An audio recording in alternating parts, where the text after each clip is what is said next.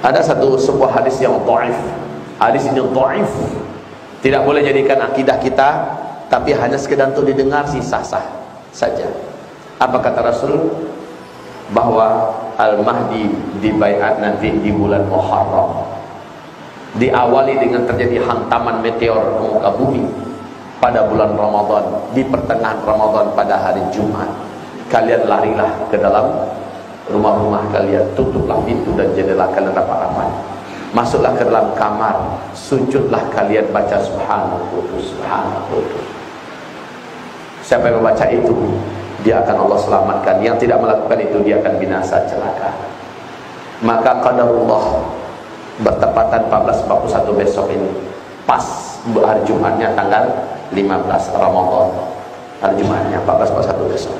Apakah ini Allah a'lam? Tapi hadis ini dhaif. Kata Ustaz Syafiq Basalamah, ini hadisnya malah maudhu katanya. Ya, dia bacakan riwayat dari Syekh Ibnu Jauzi. Tapi saya mendapatkan hadisnya hadis yang dhaif. Cukup sebagai informasi bagi kita. Yang jelas tanda-tanda yang lain mendukung. Nah, kaum muslimin yang kami muliakan, melihat tanda-tanda ini semua, jika benar demikian, berarti dari Oktober, November, Desember, Januari, Februari, Maret, April, Mei kita Ramadan. Tinggal Juli ya, Mei, 7 bulan lagi ke depan kita Ramadan. Waktu kita sempit, menjelang waktu sempit ini akan banyak kejadian-kejadian alam yang mengerikan. Lihat saja, kalau ini benar-benar terjadi berarti sah. Jika belum terjadi, kita berlapang dada, kita senang dan bangga, kita sujud syukur, dan kita diberi oleh Allah kelampangan dan kesempatan lagi ke depan.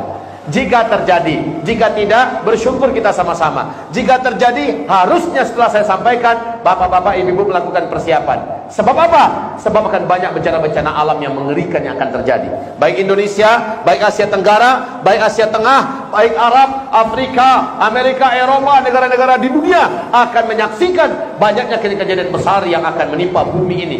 Ditambah dengan banyaknya pertikaian, pertumpahan darah. Wa kathural haraj, wa kathural haraj, wa kathural haraj. Jadi kuncinya saya kasih tahu. Yang pertama, kalau ini belum terjadi maka belum. Yang pertama, meninggal dulu salah seorang di antara manusia yang paling dicintai orang beriman, dan kematiannya marah orang beriman satu bumi. Itu kunci yang pertama. Yang kedua, ada bintang berekor mengelilingi bumi selama 3 sampai 7 hari, di mana seluruh orang beriman seluruh manusia menyaksikan kejadian itu. Jadi bintang berekor ini Pak, nggak pakai alat pun kita bisa melihatnya nanti. Nggak pakai alat, dengan mata telanjang. Bintang berekor ini mengelilingi bumi antara 3 sampai 7 hari.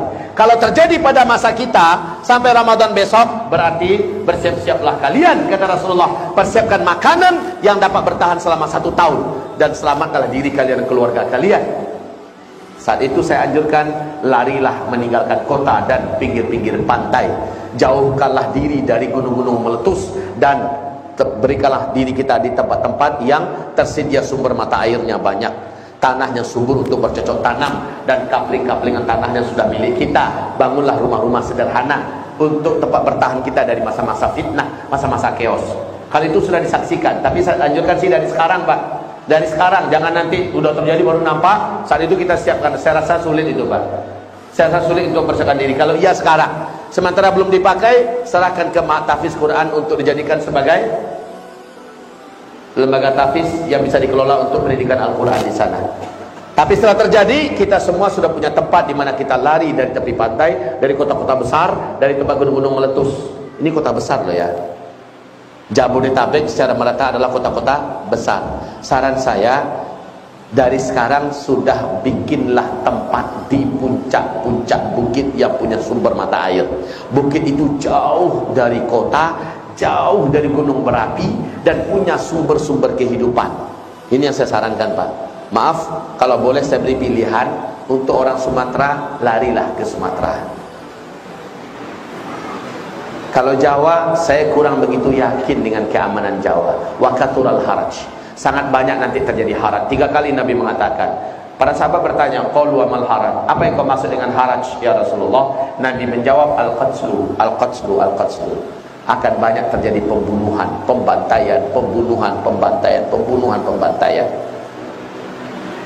Karena kelaparan karena kesusahan hidup, manusia akan saling berlomba-lomba bertahan hidup dengan cara apa saja, walaupun membunuh tetangganya sendiri. Hadis Sahih Bukhari di kitab Al-Adabul Mufrad. Demi sepotong roti, demi segenggam beras, orang rela membunuh tetangganya sendiri. Itu hanya terjadi kalau tinggal di tengah-tengah komunitas fasik, komunitas yang jahil. Mereka tidak akan peduli, Pak, yang penting bisa bertahan hidup. Nah, untuk saya sarankan kepada Bapak Ibu, mumpung masih ada kesempatan, hitunglah 7 bulan ke depan. Ustaz, kalau nggak terjadi bagaimana? Ya sama-sama bersyukur kita pada Allah.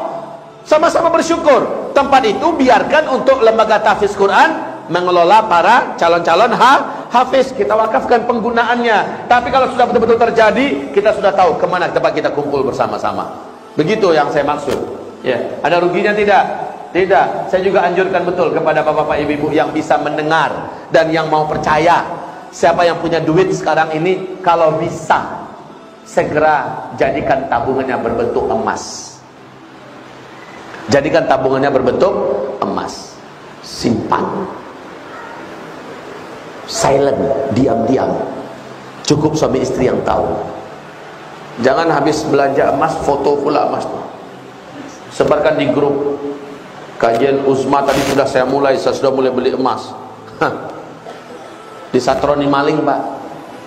Diam-diam saja. Ada duit sedikit, beli emas. Ada duit sedikit, beli emas. Ada duit sedikit, beli emas. Kenapa demikian? Nabi kita benar-benar menekankan nanti di akhir zaman kalian semua akan kembali menggunakan emas dan perak sebagai mata uang kalian. Emas dan perak. Saat itu uang-uang kertas kalian akan berserakan di pinggir jalan, menjadi kertas-kertas yang tidak berguna dan tak berharga, dipermainkan oleh anak-anak kecil kalian seperti daun-daun menguning yang berguguran dari batang pohon. Akan kembali kepada emas. Bill Gates telah menyebutkan kepada kita bahwa bersiap-siaplah menuju kepada kehancuran ekonomi global yang menjadikan uang tidak lagi ada nilainya. Negara manapun akan merasakan dampak yang sangat mengerikan akibat kehancuran ekonomi global ini. Krisis moneter paling parah sepanjang umur dunia. Dan negara yang mampu bertahan adalah negara yang punya stok emas. Makanya jangan heran kalau tahun ini warga Tiongkok di Tiongkok sana sudah berlomba-lomba membeli emas, Pak.